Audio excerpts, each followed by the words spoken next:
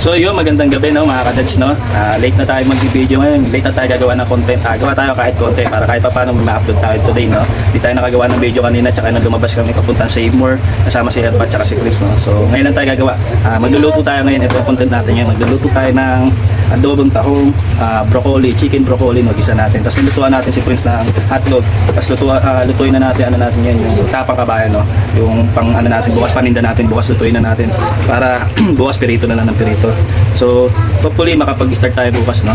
Tingnan natin kung ano yung mangyayari bukas, kung kakayanin natin mag-start bukas kasi nandito na yung yung mga in-order ni Mrs. na gamit, yung mga cordon, ilaw, yung menu natin, no? So, kulang na lang ng tarpaulin bukas, no? Kung may edit mamaya ni Utol Jeric, tsaka yung Sintra board na logo natin na Daddy X, no? So, bukas mas maganda kung mag-start tayo na kompleto na lahat para full package tayo, magandang tignan, maka-akay agad tayo ng customer, no? Kaya dapat bukas matapos natin to in God's will, no? So sikapin natin matapos.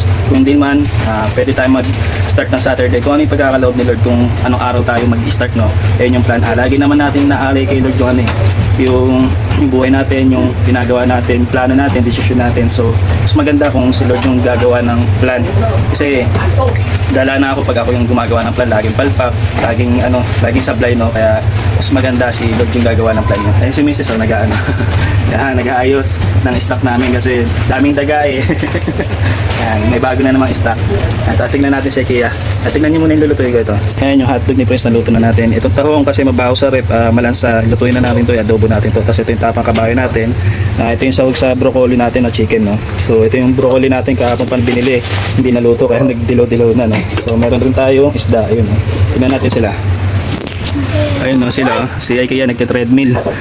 Si Prince nangungulit, si Brielle, Brielle. Ba! Sinisipon siya. Kaya ganyan. Painom muna yung Dysodrenan para maano na, tsaka yung antibiotic niya. So ayan, Prince, lipat mo nga sa Rachel para mayroon sa palabas. Ito yung family ko. Family ng tahimik. Ayan, lalo na yan, tahimik yan, no? Yung si Boss Prince. Opo, ito na. So ayun, luto muna tayo, no? Let's go. Ayan, simulan na natin magluto, no?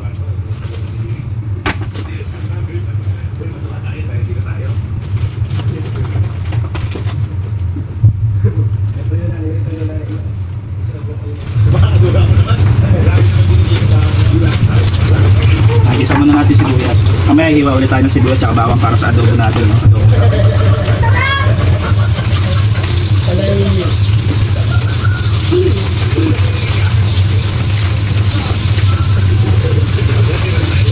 So ano tayo, dito igisi lang natin tong broccoli. Then masarap kasi yung tapakin lang to eh, pero masarap din tong ulamin syempre kung sasarapan natin ito, no? Ano tayo invento.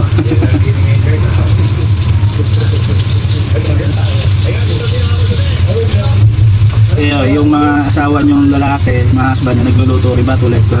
Ano lang din, na-discover ko lang din tong talent natin sa pagluluto lately na, no? So siguro yun, yung nag-asawa ako, then luto ako ng luto. Sa una, medyo palpak din, tawag dito, kakamali, hindi mo maintindihan yung lasa. Pero hanggat sa nahasa tayo, everyday nagluluto tayo. Natuto tayo magluto. Hanggat tumatagal, sumasarap na din yung luto mo. Excuse me. Nakukuha mo na yung mga timpla mo, no, na masarap, no?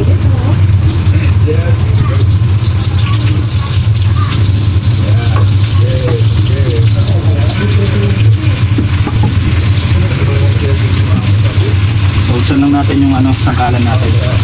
Kasi kakapit yung kami yung na sibuyas.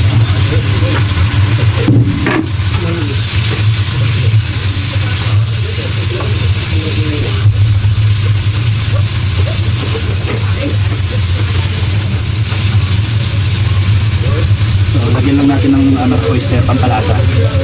May oyster ba ako? Hindi nakita.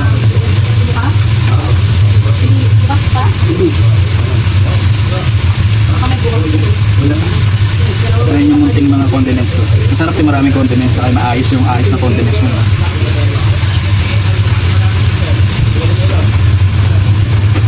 Lagay na tayo ng oyster para kumapit na yung lasa niya.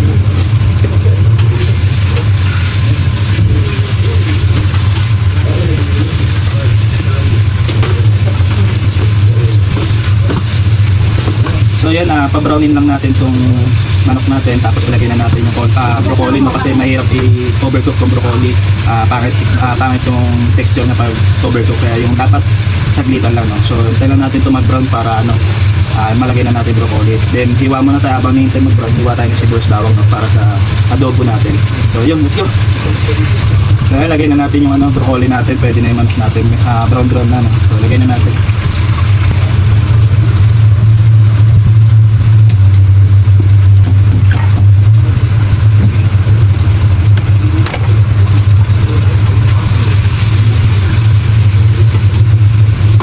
Ano lang to, saglito, siguro mga 5 minutes, okay na to. Let's go.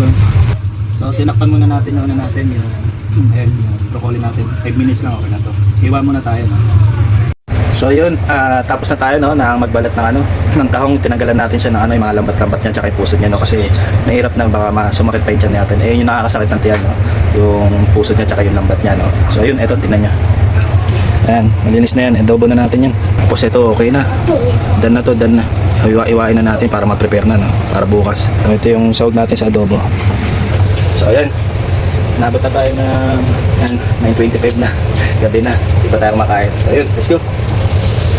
So ayan, ito, lutuin na natin yung tahong, no? Igigisa na natin. And pa-brownin lang natin yung sibuyas. Maganda to yung luto-luto yung sibuyas, no? Para hindi siya ganun kaano yung pagkinain mo sa tahong. Kasi mas maganda to yung malambot na yung lamog na. Para hindi siya nakakasira ng lasa sa tahong, no? So ito, isa lang natin, pa-brown natin. Ayan si Papa, gugas. Siya muna pinagugas ko para malinis na para pag kumain kami. Wala na problema. So ayan, lutuin na natin to. Ayan, yun na natapos magluto. Nakaligo na rin, best na, kakain na kami.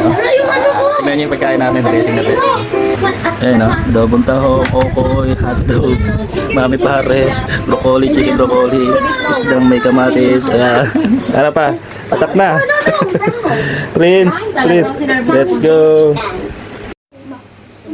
Is this an oval?